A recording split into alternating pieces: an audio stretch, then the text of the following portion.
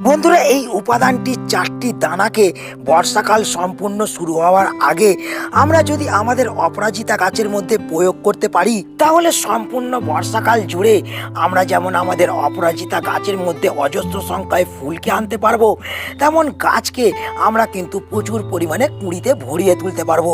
শুরুতেই আমাদের একটা কথাকে মাথায় রাখতে হবে, বর্ষাকাল হলো সঠিক সময় আমাদের অপরাজিতা গাছ থেকে ভরে ফুল নেওয়ার।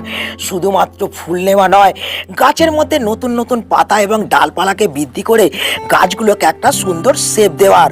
তাই এই সময় আমাদের অপরাজিতা গাছের মধ্যে যদি আমরা অল্প কিছু ঘরোয়া পরিচর্যাকে করতে পারি, তাহলে অপরাজিতা গাছের মধ্যে যেমন নতুন গ্রোথকে আমরা লক্ষ্য করতে পারবো, তেমন গাছের মধ্যে আসবে অজস্র সংখ্যায় ফুল।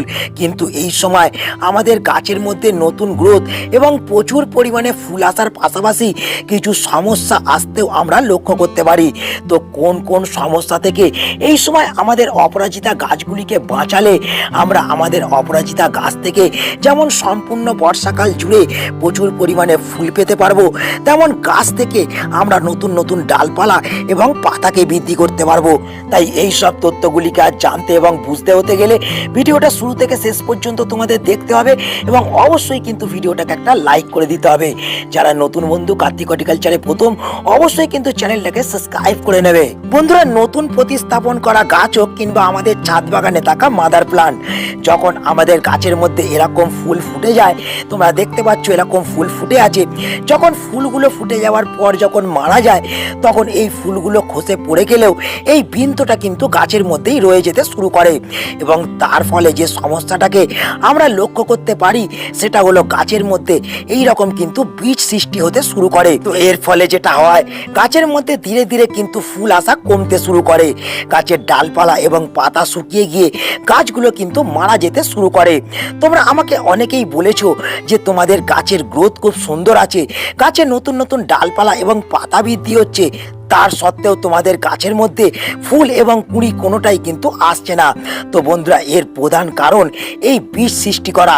আমাদের গাছ যখনই বীজ সৃষ্টি করতে শুরু করবে, তখনই কিন্তু গাছের মধ্যে ফুল এবং কুঁড়ি আসা টোটালি কিন্তু বন্ধ হয়ে যাবে। তো আমাদের প্রথম যে কাজটাকে করতে হবে, আমাদের যেসব অপরাজিতা গাছ থেকে আমরা প্রচুর পরিমাণে ফুল চাই, সেই সব গাছেতে এই বর্ষাতে কিন্তু বীজ আসতে দিলে চলবে না।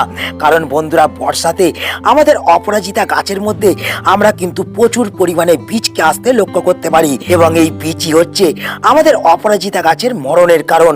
তাই এই সময় আমাদের গাছকে বাঁচিয়ে রাখতে হলে, গাছকে সুস্থ রাখতে হলে, গাছ থেকে আমাদের ভরে ফুল পেতে হলে প্রথম যে কাজটা করতে হবে, আমাদের শুকনো ফুলকে নিয়মিত কিন্তু গাছ থেকে তুলে ফেলতে হবে এবং এই বীজ সৃষ্টি হওয়া মাত্রই বীজকে কিন্তু গাছের মধ্যে রাখা চলবে না। তো বন্ধুরা, এই তো ছিল প্রথম একটি টিপস। এরপর চলে এগিয়ে যাই আমাদের 2 নম্বর টিপসের দিকে। তো এরপর যে 2 নম্বর কাজটাকে আমাদের প্রত্যেকটা অপরাজিতা গাছের মধ্যে করতে হবে, সেটা হচ্ছে আমাদের অপরাজিতা গাছের টবের ড্রেনেজ সিস্টেমকে কিন্তু এই সময় ভালো করে চেক করতে হবে। কারণ বন্ধুরা, এই সময় প্রচুর পরিমাণে কিন্তু বৃষ্টি হতে আমরা লক্ষ্য করতে পারছি, কারণ এই সময় কিন্তু আমাদের এখানে বর্ষা শুরু হয়েছে। তাই এই সময় আমাদের টবের ড্রেনেজ সিস্টেম যদি ঠিক না থাকে, তাহলে টবের মাটির মধ্যে কিন্তু অতিরিক্ত পরিমাণে বৃষ্টির জল স্টোর হয়ে থাকবে। তার ফলে গাছের এই যে এই স্ট্যাম্পটা কিন্তু ধীরে ধীরে পচে যেতে শুরু করবে, তার ফলে গাছ কিন্তু ধীরে ধীরে মারা যাবে। তাই এই সময় আমরা যেটা করব, আমরা কিন্তু গাছের মাটিতে ভরে একদিন জলকে প্রয়োগ করব এবং দেখব আমাদের অতিরিক্ত জল টবের ড্রেনেজ সিস্টেম দিয়ে বেরিয়ে আসছে কিনা। যদি কোনোভাবে টবের ড্রেনেজ সিস্টেম খারাপ হয়ে যায়, তাহলে কিন্তু আমরা এই ড্রেনেজ সিস্টেমগুলোকে খুঁচিয়ে পরিষ্কার করে দেবো, যাতে বৃষ্টির জল মাটিতে পড়া মাত্রই সঠিকভাবে ড্রেনেজ সিস্টেম দিয়ে বেরিয়ে যেতে পারে। এক্ষেত্রে আমাদের অপরাজিতা গাছ যদিও বৃষ্টির জলকে পছন্দ করে, বৃষ্টির জল পেয়ে যেমন নতুন নতুন ডালপালা এবং পাতা বৃদ্ধি করে, কিন্তু বৃষ্টির জল মাটির মধ্যে স্টোর হয়ে থাকাকে একেবারেই পছন্দ করে না। তাই এই সময় আমাদের কিন্তু এই 2 নম্বর কাজটাকেও খুব গুরুত্বপূর্ণভাবে করতে হবে এবং এর পাশাপাশি আমাদের 3 নম্বর যে কাজটাকে করতে হবে, সেটা হলো সম্পূর্ণ বর্ষাকাল জুড়ে আমাদের অপরাজিতা গাছকে কিন্তু আমাদের সুস্থ রাখতে হবে এবং এই 3 নম্বর বিষয়টিকে যদি আমরা মেনে চলি, তাহলেই কিন্তু আমাদের অপরাজিতা গাছ যেমন বর্ষার শুরু থেকে বর্ষার শেষ পর্যন্ত সময় সুস্থ থাকবে, তেমন গাছগুলোকে আমরা কিন্তু একটা বৃক্ষের আকার দিতে পারবো। তো বন্ধুরা, আমরা সকলেই জানি আমাদের অপরাজিতা গাছ হলো একটি লতানো গাছ, এবং এই গাছকে যদি আমরা চাই আমাদের ছাদ বাগানের মধ্যে একটা কিন্তু বৃক্ষের আকার দিতে পারি। কিভাবে আমরা আমাদের অপরাজিতা গাছগুলোকে সুন্দর করে একটা বৃক্ষের আকার দিতে পারবো, সেই নিয়ে কিন্তু আমি আলাদা আলাদা ভিডিওতে তোমাদের সঙ্গে বিস্তারিত আলোচনা করেছি। তার জন্য যেমন কিছু সময়ের দরকার, তেমন সঠিক পরিচর্যারও কিন্তু দরকার।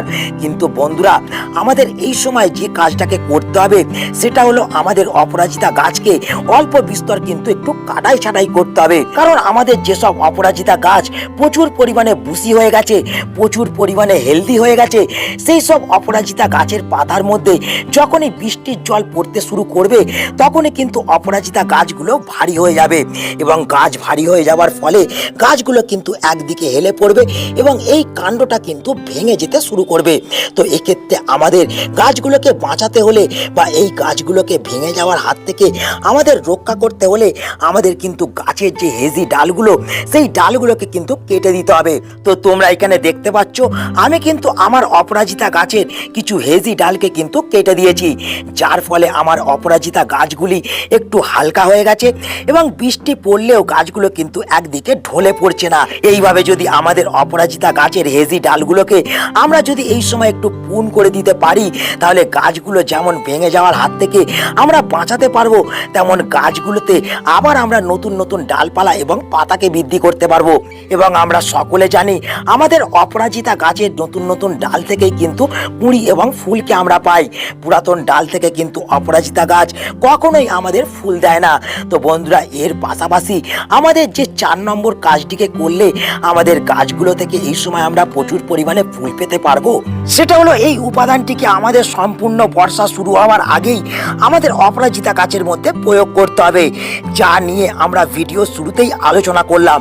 তো বন্ধুরা, এই যে জিনিসটাকে তোমরা দেখছো, এই জিনিসটা হলো সর্ষে, যা আমরা সকলেই রান্নার কাজে ব্যবহার করে থাকি, এবং আমরা সকলে জানি এই সর্ষেকে পিষে তেল বার করা হয়, এবং তেল বার করে নেওয়ার পর যে অবশিষ্ট অংশটা পড়ে থাকে সেই জিনিসটাকে কিন্তু আমরা বাগানে একটা আদর্শ খাবার হিসেবে ব্যবহার করে থাকি।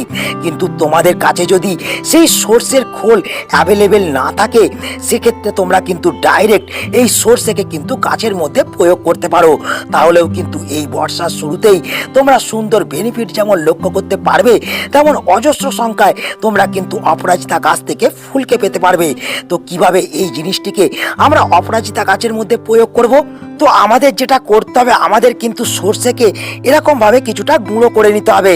তোমরা এখানে দেখতে পাচ্ছ আমি কিন্তু সর্ষেটাকে পুরো গুঁড়ো করে নিয়েছি, এবং এই গুঁড়ো সর্ষেটাকে দিয়ে আমাদের কিন্তু একটা লিকুইড খাবারকে তৈরি করতে হবে।